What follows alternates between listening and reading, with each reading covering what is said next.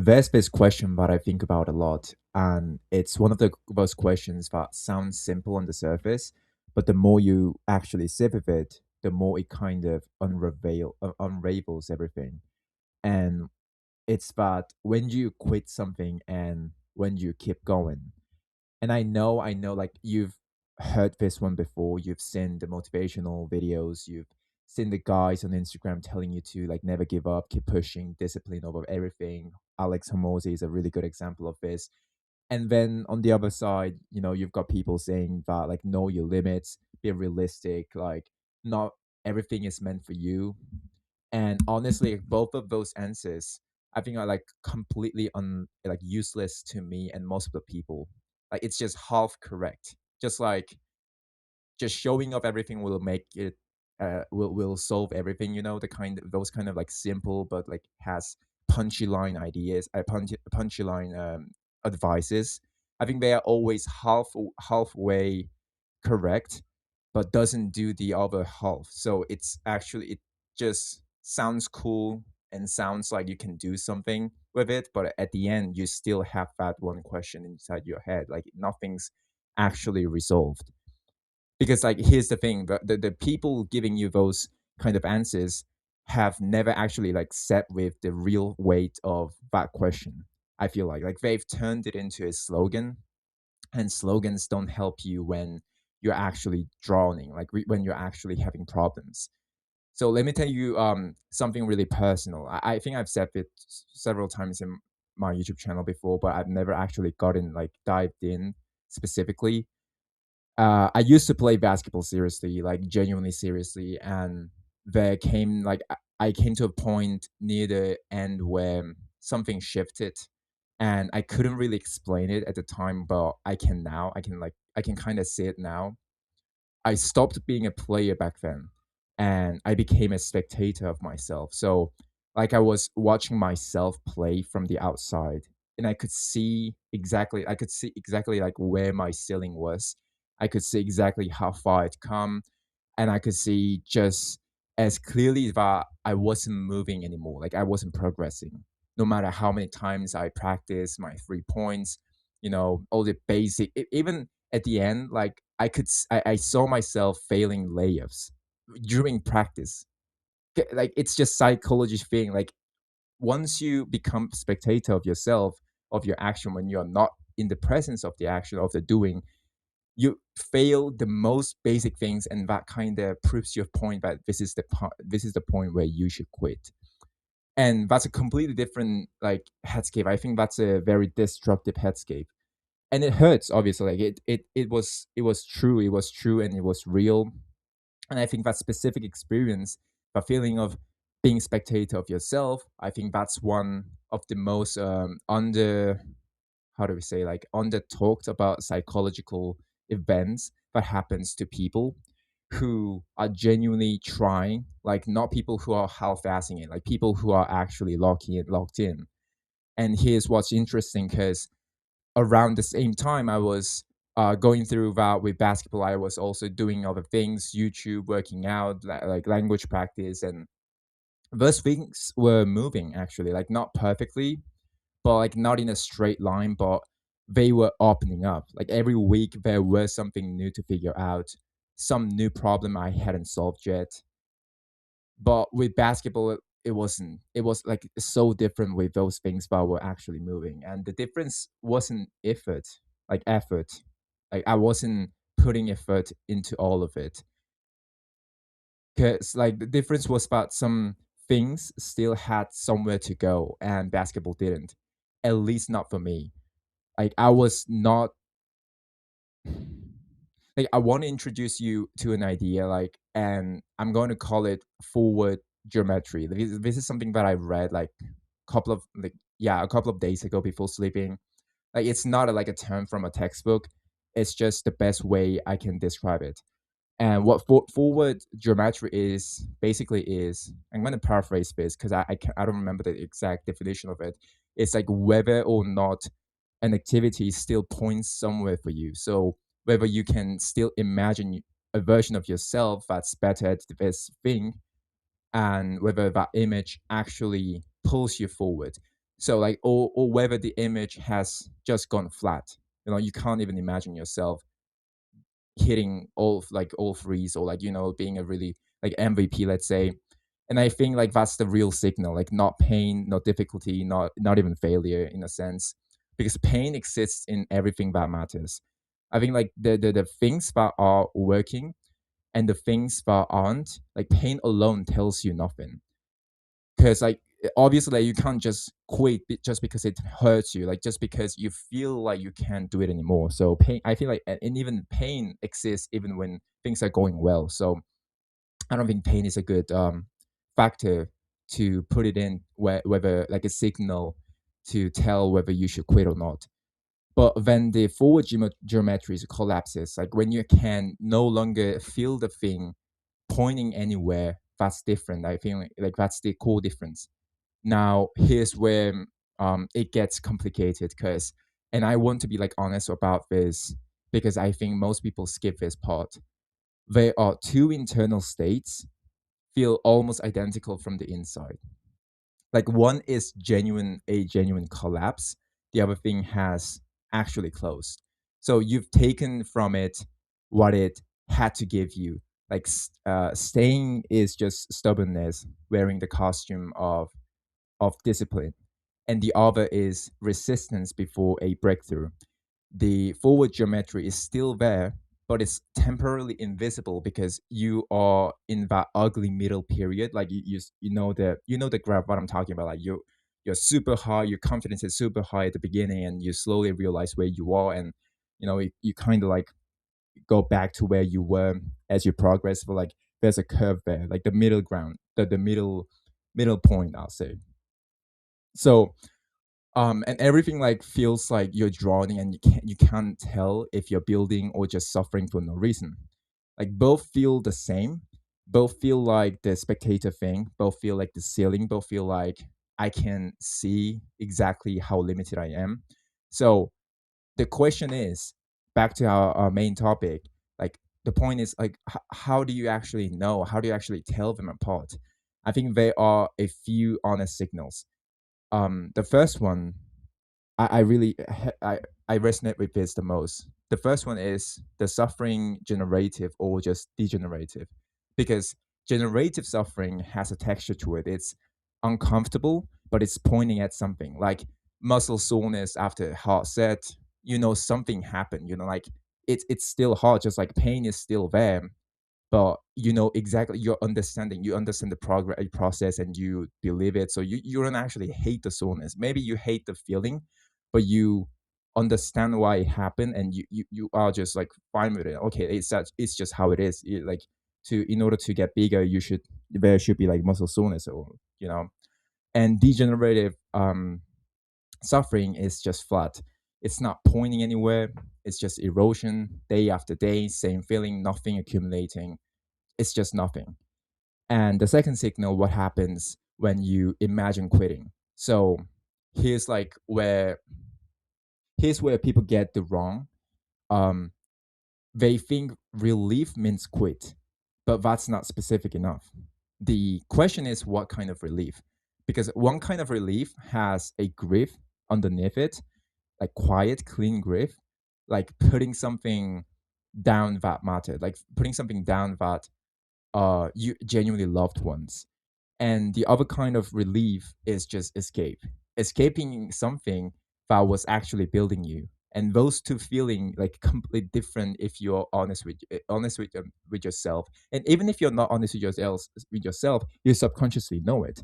Like you can't lie to yourself. That's the point. Like you can't lie to the feeling that but that thing that you escaped, or that thing that you used as to avoid something, you exactly know what you did. So like, and the third signal is, and yeah, this one I think like is the most honest of all, I feel like. And you can just ask yourself, like, are you still interested in it? Like, are you still curious about the thing? Like, not motivated because not excited because like just curious, because motivation fluctuates. As I say, motivation fades away one day. I mean, even in like a couple of hours or a couple of days. Excitement is useless for as a long term signal, but curiosity is quieter and more durable. When I was near the end with basketball, I wasn't curious anymore. The game had stopped being a question I was asking. It had become an answer I already knew. Like it was already there in my head. I could already tell what was going on and what's like. It was like more of like a closed answer, and we cannot live inside a closed answer. Now I want to bring in um someone that who I think understood all of this like much better than most of almost anyone. Obviously is Albert Camus, my favorite philosopher. Camus wrote about like what he called the absurd condition, the fundamental tension between humans desperately searching for meaning and the universe offering absolutely nothing, absolute silence in return. And that's like no answers, no guarantees. So like directly correlation between your effort and your outcome. So his he called it absurd, and absurdism kind of came from him. As far as I know, he's not the creator of it, but yeah. And his response to that wasn't to just despair. You know how nihilism works. It wasn't nihilism, and it wasn't just grind harder than harder either. His response was the absurd hero or revolt, and the image he used was Sisyphus, the guy condemned by the gods to roll a boulder, like a giant rock, up a hill for eternity. You guys know the image of a dude like this mountain. We all know that. Every time he gets to the top, it rolls back down, and he goes back down again, and it like forever. And Camus says we must imagine Sisyphus happy, not because the situation isn't absurd, it is completely absurd, but because Sisyphus owns his fate. He doesn't wait for the boulder to stop rolling back. He doesn't wait for the gods to change their minds. Like tells him, okay, you're now you no longer have to do that kind of thing. He walks back down that hill, fully conscious of what he's doing, and he does it again. And that's the absurd hero, someone who is fully inside the doing. No spectating themselves, no waiting for meaning to arrive from the outside, just presence in the act itself. And also it correlates the idea of how do you say this, control in the action is the highest form of attention. One thing that I say millions of times in my YouTube channel, because like the absurd hero isn't just someone who never quits. Like that's not what Camus is saying. The absurd hero is someone who is honest enough to know what their boulder actually is. And Sisyphus's boulder is his. Like it belongs to him. That's the whole point. And the question isn't whether to push. Like the question is whether you've found your actual boulder. The thing that when you push it, even when it rolls back down, even when nothing is working, even when everything seems to go in vain, you walk back down to it without resentment, with something closer to ownership. Like I quit basketball obviously, and I still watch the greatest players, and they look like absolute magicians. Like I always go, damn, like I understand what's going on, like little things and like little details, how they're playing. Like I always concentrate on their eyes whenever they like try to juke the other player. It's just magnificent, you know. I can sit and admire, and they're completely genuinely no bitterness, no sourness, just pure appreciation for what they do. And I think that matters, like, because people who quit things out of fear, let's say, like, or out of avoidance, they usually can't watch it. It reminds them of what they ran from. Like that's the like that's a resentment to it, a distance. But when something completes, when you've genuinely extracted um what it had to give you, and you live it honestly, you can still love it from the outside. The relationship didn't break. Like me with basketball or you with something else didn't break. It just finished. It just shifted from this to that to a new form, let's say. And there's a completely different kind of grief in that. Like not the kind of grief of failure, not the kind, not the grief of um running away, the grief of something that genuinely mattered, reaching its natural end. And I think your grief, I think your grief is actually data. Like your grief is actually telling you something about the quality of the relationship you had with that thing. You can't grieve something that never mattered. And like there's this really good line about a line from Jimmy Carr, one of my favorite comedian. He said that he said something like grief, like an audience, one of his audience asked what you go, what you gonna do if your mom dies, and he said something like he threw a joke. I don't actually real remember that, but he said something like grief is the kind of grief is the cost that we pay for our loved ones, something like that. And I fucking love that. I fucking adore this line. Like you cannot grieve something that you didn't like or you didn't, it didn't matter to you. So like here's what I actually think about becoming an absurd hero looks like in practice. And I'm not talking about some abstract philosophical idea. Like I'm talking about something you can actually use into, and something I can actually practically to do every single day. It starts with, I think, like building a relationship with yourself. I always say this, like sit with your own thoughts, sit with uncertainty kind of things, where you trust your own grief. So like where you've paid enough attention to your own internal signals that you know the difference between your specific flavor of grief, of genuine exhaustion, and your specific flavor of fear-based retreat, running away, escaping. Because those are different for every person. I think like it really depends on what kind of situation you're in and what kind of relationship built with yourself and with that thing. And like there's no universal like signals. I don't think so. And there's only you getting honest enough with yourself to know which one you're in. And it means staying curious longer than you stay motivated, because motivation is a wave. I said this in one of my videos. uh it just comes and goes. It's like this spark, if motivation is just a spark, this curiosity or obsession, let's say, is this long lasting fire in the campfire. It's just there. It's just burning. You don't even realize it because it's been burning, like hours ago, and it's still going on.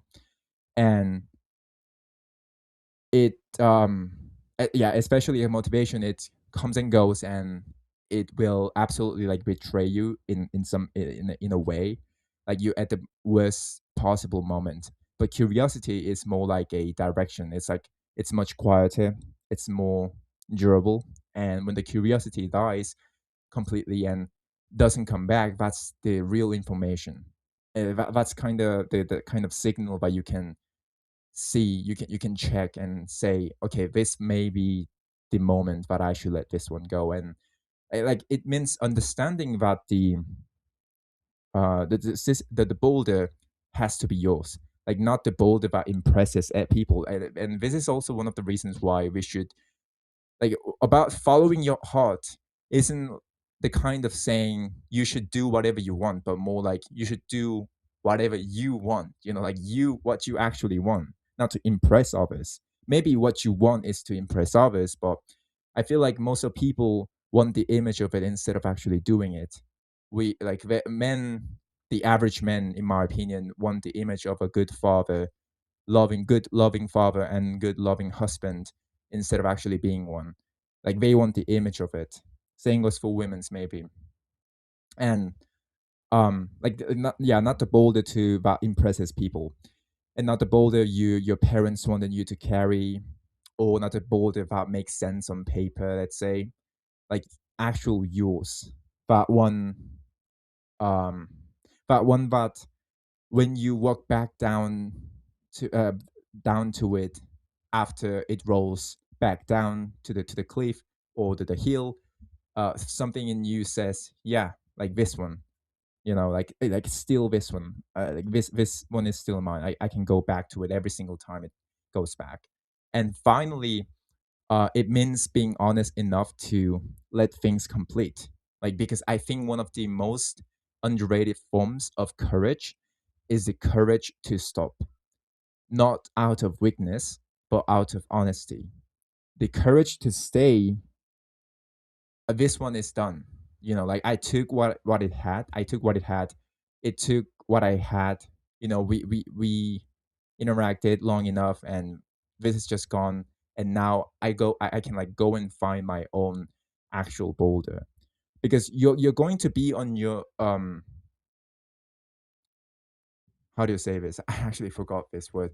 You're going to be on your deathbed alone, like one day, and you're not going to be thinking about the things you quit. You're going to be thinking about whether you were actually inside your own life or not, like where you were a player or a spectator. And the absurd heroes' whole thing is that they chose to be inside it fully, consciously, without waiting for guarantees. That's it. Like that's the whole thing. So yeah, go find your boulder. That's it about that's it about this video. Thank you for watching.